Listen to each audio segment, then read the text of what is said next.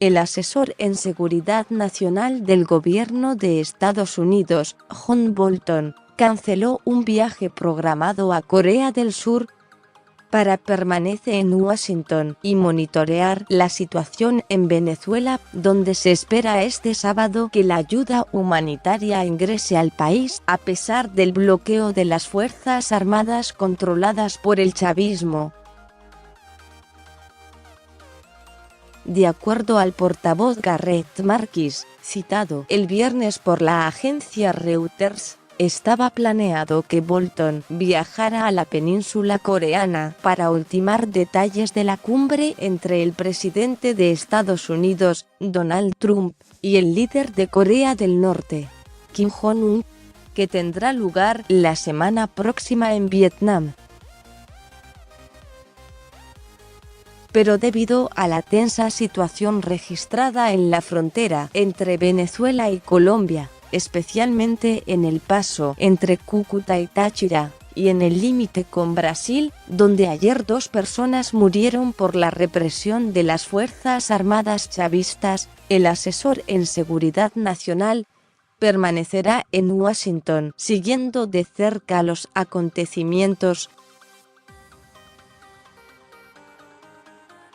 Bolton ha decidido quedarse en Washington para seguir los eventos en Venezuela, donde el ejército se enfrenta a la decisión esencial de permitir o no el ingreso del convoy de ayuda humanitaria, señaló Marquis.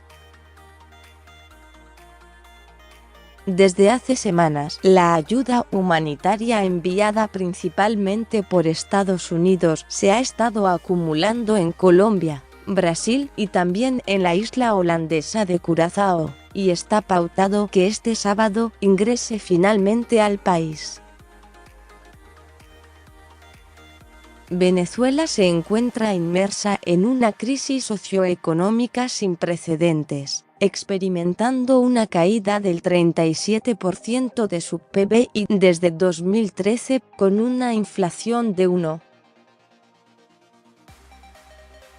800.000%, de acuerdo al FMI, pobreza del 87%, tasas de homicidio entre las más altas del mundo, deterioro general de la calidad de vida y escasez de alimento y medicamentos.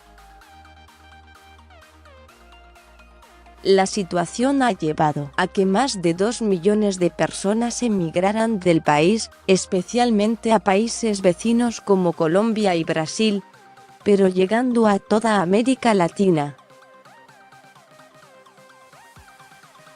En este contexto, la ayuda humanitaria intenta paliar la situación extrema atravesada por los venezolanos, pero es rechazada por el régimen chavista de Nicolás Maduro, que se aferra al poder a pesar de su reelección en 2018. Es considerada ilegítima por la represión a la oposición y sus ataques al parlamento electo en 2015.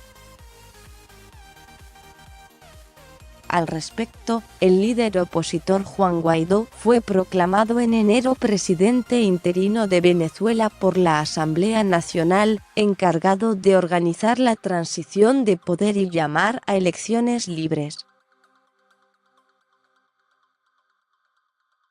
Estados Unidos fue uno de los primeros países en reconocer su legitimidad, seguido luego por Canadá, Europa y la mayor parte de América Latina, incluyendo a Colombia y Brasil. Pero Maduro ha rechazado la proclamación y ha movilizado a parte de las Fuerzas Armadas para enfrentarse a lo que él acusa como un intento de injerencia estadounidense. Al mismo tiempo, militarizó las fronteras para frenar el ingreso de ayuda humanitaria, y el viernes 2 personas murieron y 15 resultaron heridas cuando un grupo de indígenas venezolanos intentaron ingresar los víveres y fueron rechazados por el ejército chavista. Más sobre este tema. John Bolton, Los días de Daniel Ortega están contados y el pueblo nicaragüense pronto será libre. El mensaje de John Bolton a Nicolás Maduro con una letra de Bob Dylan. Maduro y Guaidó resolverán el destino de Venezuela en los puentes de Cúcuta. Estados Unidos aseguró que las violaciones de derechos humanos de Maduro y sus seguidores no quedarán impunes.